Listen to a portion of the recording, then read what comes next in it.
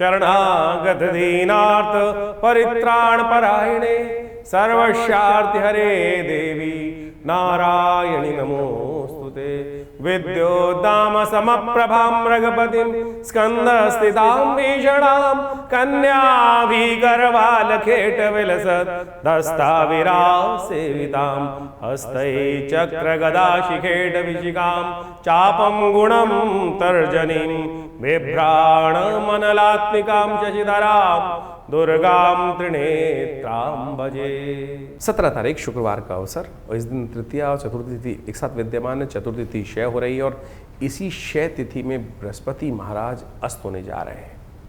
ये बृहस्पति का अस्त होना सूर्य के बिल्कुल सन्निकट आ जाने के कारण से 25 दिन तक ये बृहस्पति अस्त रहेंगे। 10 अगस्त तक बृहस्पति अस्त होने की तरफ जा रहे हैं और बृहस्पति इस वक्त 12 वर्ष बाद आपकी राशि में जहां आकर बैठे थे लाभ वाले भाव में, आपने देखा होगा, एनालाइज विचार करने का प्रयास कीजिए। पिछले जून से जब ये बृहस्पति परिवर्तन करें, एक नई उम्मीद जागकर आपकी राशि में ज़रूर तैयार हुई थी। नई उम्मीद जागने, रास्ते ठीक करने की, चाहे बुद्धि के मामले में हो, चाहे व्यवसाय के मामले में हो, चाहे कहीं ना कहीं ज़मीन जायदाद के मामले में हो, चाहे कहीं ना कहीं पार्टनरशिप के मामले में हो, सहयोग के मामले में हो, दोस्ती के मामले में, कुछ ना कुछ रास्ते ठीक होने की स्थिति अगर गोचर के दृष्टिकोण से देखा जाए। जन्मपत्री में तो पता नहीं बहुत सारे और भी ग्रह चल रहे होते हैं, कम से कम गोचर के दृष्टिकोण से ऐसा योग बनता हुआ ज़रूर दिखाई दे रहा था। और ऐसे में बनते ही बृहस्पति जैसी ताकत में आने शुरू के, थोड़े से अंश में अच्छे से बढ़ने का प्रयास किए थे। बृहस्पति महाराज अभी 9 अंश के आसपास हुए और ऐसे में ही बृहस्पति महाराज अस्थावस्था में चले गए हैं। रहेंगे एक साल, चिंता मत कीजिए। ये 25 दिन राम राम करके निकाल दीजिए, चुपचाप करके निकाल दीजिए, रिस्क ना लीजिए, नया इन्वेस्टमेंट ना कीजिए। इस बात का लाभ की उम्मीद में कहीं नया चीज़ लगाना, बृहस्पति भी अस्त हैं, बुध भी अस्त हैं और बिल्कुल कहीं ना कहीं इस वक्त केतु और शुक्र ऐसी जगह बैठे हुए हैं जो कहीं ना कहीं शनि महाराज जगह बैठे हुए हैं कि आपको जिद चढ़ जाएगी, अरे नहीं इससे बढ़िया ऑफर आ नहीं सकता, और यहाँ कहीं ना कहीं गलती में फंस जाओगे। इस वक्त ध्यान रखना। अभी 25 दिन बिल्कुल जैसा होता है ना, कछुआ अंदर छुपा के अपने पैरों को बैठ जाता है विपदा की स्थिति देखकर, उसी प्रकार से ये निकालने का प्रयास कीजिए। तो इस चीज़ों में कर लेंगे तो बहुत अच्छा योग आपकी राशि के दृष्टिकोण से बनता दिखाई देगा।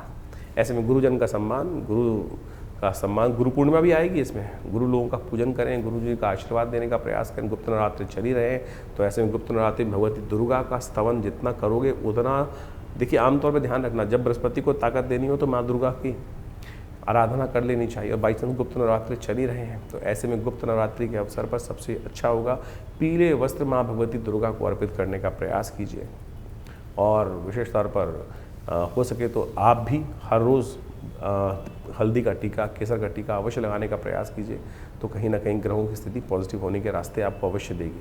तो 17 जुलाई को ये बृहस्पति का जो परिवर्तन होने जा रहा है, बृहस्पति महाराज सूर्य के बिल्कुल सन्निकट आने के कारण से अस्त हो गए। और ये बृहस्पति का अस्त होना एक तरह से जो आप हमारे सबसे ज़्यादा ज्ञानवान ग्रह जो है इस पूरे सौरमंडल के अंदर, जो बृहस्पति है वही हमारे, कई बार कहा जाता है इस सौरमंडल का विशेष तौर पर सबसे शक्ति संपन्न ग्रह माना जाता है और संपूर्ण ज्योतिष के अंदर बृहस्पति का सबसे इम्पोर्टेंट स्थान माना जाता है। यदि देखें तो मध्य की धुरी यही है पूरे के पूरे सौरमंडल का ग्रह नक्षत्र ज्योतिष के दृष्टिकोण से, और वही अस्त होने जा रहे हैं। सूर्य अपने उच्च राशि में 12 वर्ष बाद यहाँ विराजमान हुए और जब अस्त होने का योग बनाए तो कैसे में कोशिश ये करनी चाहिए कि बृहस्पति के अस्त होने में कई बार कई प्रकार के नुकसान, ज्ञान का, बृहस्पति किसका प्रतीक है? ज्ञान का प्रतीक है, सात्विकता का प्रतीक है, शुभता का प्रतीक है। और ऐसे में कई बार कई चीज़ों में बृहस्पति के अस्त होने से बने बनाए काम कई बार रुकने के योग बन जाते हैं। कई बार उम्मीद, बृहस्पति अभी 1.5 महीने पहले बदले और ऐसे में 1.5 महीने पहले बदलने से नई उम्मीदों को जगाने का प्रयास किया और बदलते ही सूर्य ने अपने पास आकर अपने उस बड़े बल के कारण से सूर्य के प्रकाश को भी कहीं न, बृहस्पति के प्रकाश को कहीं ना कहीं अस्त कर दिया। तो अब बृहस्पति जब अस्त हो गए, अब अस्त का मतलब क्या होता क्या है कि आप मान के चलें कि जब सूर्य क्षितिज से, सूर्य जब अस्त हो रहे होते हैं, जब देखिए अस्त हो जाते हैं तो आकाश में क्या होता है? अंधेरा छा जाता है। अंधेरा छा जाता है तो जो सूर्य के जो बाकी जो ग्रह हैं वो कहीं ना कहीं तारों के रूप में टिमटिमाते दिखाई देते हैं। और सूर्य जब, पृथ्वी जब घूम के जाती है दूसरी तरफ से, जब जहाँ प्रकाश होता है सूर्य का, वहाँ सब चीज़ें उस प्रकाश के आगे लोप हो जाती हैं। और जो जो सूर्य के बहुत सन्निकट ग्रह हैं, यानी आप इस वक्त देखें जब सूर्य उदय हो रहा होगा तो बृहस्पति उसके बहुत सन्निकट है, तो वो आकाश मंडल में दिखना बंद हो जाएगा। तो अब उस ग्रह को अस्त बोल दिया जाता है कि यानी उसका प्रभाव शून्य हो गया। ज्योतिष गणनाओं में कहा जाता है कि उसका प्रभाव शून्य हो गया, वो वास्तविक तौर पर अपना प्रभाव पूरी तरह से नहीं करेगा। अब जिन कुंडलियों में बृहस्पति का शुभ प्रभाव पड़ रहा था वो भी शुभ लोप हो गया, और कहीं कुंडलियों में योगा योग बनते हुए व्यक्ति के लिए बृहस्पति का अशुभ प्रभाव कुंडली में बन रहा था, तो वह अशुभ प्रभाव भी कई प्रकार से कम हो जाएगा। तो आपकी राशि के दृष्टिकोण से आपको ये समझ लेना चाहिए कि कहाँ अच्छा प्रभाव है, कहाँ नेगेटिव प्रभाव है। उसके अनुसार से हम बृहस्पति को सात्विक ताकत देने का प्रयास करें। देवयोग से इस बार बृहस्पति जब अस्त हो रहा है तो उस सब गुप्त नवरात्रि चल रही है, और हमने ऐसा देखा है कि जब भी बृहस्पति कहीं ना कहीं कुंडली में, किसी की कुंडली में भी खराब हो, ऐसा व्यक्ति दुर्गा जी की आराधना करे, तब उसके जीवन से समस्त कष्ट दूर होने के अपने आप योग बन जाते हैं। तो ऐसे में कोशिश ये करें, आपकी राशि के दृष्टिकोण से हमने सबसे श्रेष्ठ दिखाई देता है कि माँ भगवती दुर्गा की आराधना, दुर्गा सप्तशती का पाठ, या देवी सर्वभूतेषु बुद्धि रूपेण संस्था नमस्तस्यै नमस्तस्यै नमस्तस्यै नमो नमः, इसका नित्यप्रति कम से कम 108 बार जप कर दीजिए। हो सके तो पीली चीज़ों का दान करने का प्रयास करें। माँ भगवती के मंदिर में जाकर उनको पीले वस्त्र अर्पित करने का प्रयास करें। और सबसे श्रेष्ठ रहेगा कि नित्य प्रति आप एक काम और करने का प्रयास करें। ये हल्दी की गांठ आपको मिलेंगी, इस हल्दी की गांठ से जो जल में डालकर उसको विशेष तौर पर हल्दी युक्त जल बनाकर फिर उससे स्नान भी नित्य प्रति कर लीजिए। ऐसे में ये बृहस्पति का अस्त होने का प्रभाव आप सत्य देखेंगे कि बहुत कम हो गया है।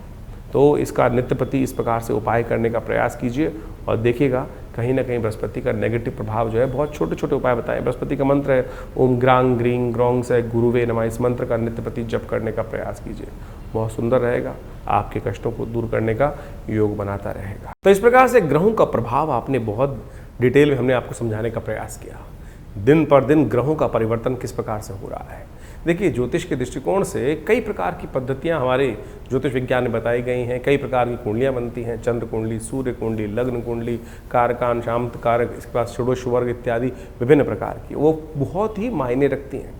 कई लोगों के अंदर ये बात हमारे इस कार्यक्रम को सुनकर लगेगा कि केवल हम ज्योतिष को राशियों के अनुसार से ही बांट रहे हैं, लेकिन जन साधारण के समक्ष रखने के लिए ज्योतिष की राशि का एक प्रभाव जो है वो आपके समक्ष हमने रखा। लेकिन पूर्णतः ज्योतिष को समझने के लिए, आपकी जन्मपत्री को, आपके जीवन की दिनचर्या को समझने के लिए पूरा चार्ट चाहिए, पूरी डिटेल चाहिए, जन्म का समय चाहिए, डिटेल्स चाहिए।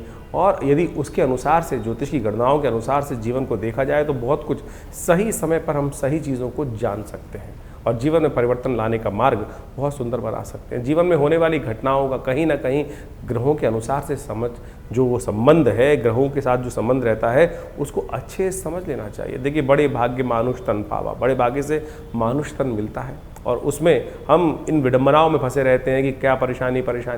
ज्योतिष का आविष्कार, ज्योतिष के सृजन इसीलिए किया गया है कि समय, बड़े भाग्य मानुष तन पावा कि एक बार जन्म मिला है और उसको हम ठीक सही से, जो अपने पूर्व जन्म में कृत्य कर्म है उनसे बचते हुए, उन दुष्कर्मों से बचते हुए शुभ कर्म की तरफ कब कौन सा कर्म कैसे करना है, टाइम बर्बाद ना हो, जिससे समय बर्बाद ना हो, उस चीज़ को समझकर कार्य करने का हमें प्रयास करना चाहिए। इसलिए ज्योतिष का ज्ञान अवश्य लेने का प्रयास करना चाहिए। भविष्य में कब कौन से मोड़ पर किस प्रकार का जीवन में कार्य हमारे समक्ष आने वाला है, कौन सा कर्म कहाँ किस प्रकार से आएगा और दुष्कर्म से बचने के लिए किस प्रकार का कर्म हम कर लें तो कैसे भार कट सकता है, ये ज्योतिष की ग्रह गणना बहुत आसानी से हमें बता सकती है। तो इसके अनुसार से आप सोचें, समय समय पर हम विभिन्न प्रकार के कर्म करते हैं, उससे जीवन में दुर्भाग्य सौभाग्य में परिवर्तित हो जाता है। जैसे आजकल गुप्त नवरात्रि चल रहे हैं, गुप्त नवरात्रों में कहा जाता है माँ भगवती दुर्गा की आराधना यदि श्रद्धा के साथ कर ली जाए, ना कोई ज़्यादा ड्रामेबाजी करने की ज़रूरत नहीं, ना शो ऑफ करने की ज़रूरत है, क्या ना कोई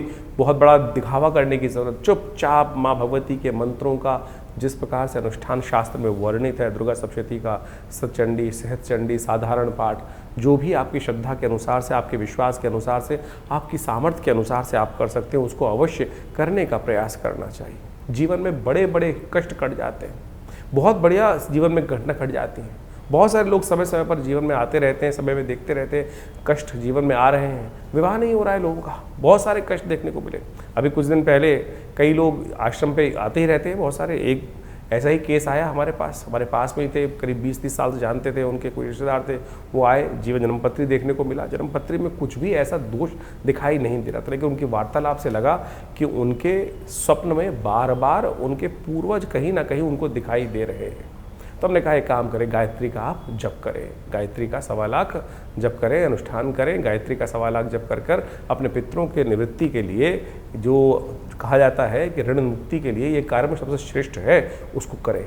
और सत्य माने 2 महीने में पहले उस कार्य को किया गया, करा उन्होंने, और उसके बाद अभी 10 दिन पहले मेरे को फ़ोन आया कि हमारे बच्चे का संबंध स्थापित हो गया। सत्य माने ये भार कटता है। ज्योतिष की काल गणनाएं आपके जीवन में सत्य को लाने के लिए, कष्ट को निवृत्त करने के लिए सुंदर सुयोग बनाती है। ऐसे हजारों जो तरीके हैं, जो उदाहरण हैं, वो हमारे जीवन में कई बार हमको देखने को मिलते हैं और बार बार हम आपके समक्ष रखते हैं। तो इसलिए इन प्रत्यक्ष कर्मों को, अनुष्ठान, मंत्र जप इत्यादि को अपने जीवन में स्थान देने का प्रयास करना चाहिए। जैसा हमने कहा, गुप्त नवरात्रि का सुंदर योग चल रहा है, कोशिश करें अपने घर में बैठकर जैसा हो सके मंत्र भगवती का सर्वमंगल मांगल्य, या देवी सर्वभूतेषु बुद्धि रूपिण संस्थिता, जो भी ओम आईं ह्रीं क्लीं चामुंडाय विचे, जो भी मंत्र आपको याद है उनका यथाउचित भाव से नित्य प्रति स्मरण करें। नहीं तो हमारे आश्रम पर आप सादर आमंत्रित हैं। इस अनुष्ठान में जो समय पर चलता रहता है उसमें आइए, जुड़िए। पूरा गुप्त नवरात्रि, बस वैसे तो आश्रम पर नित्य प्रति 8 घंटे यज्ञ होता ही है,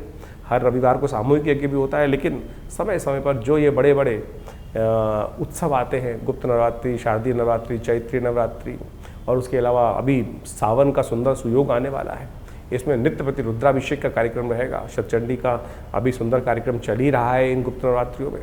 कोशिश ये करें माँ भगवती दुर्गा के सानिध्य में बैठकर, माँ भगवती की चमत्कारिक श्री विग्रह के सानिध्य में बैठकर इन यज्ञों का लाभ लें।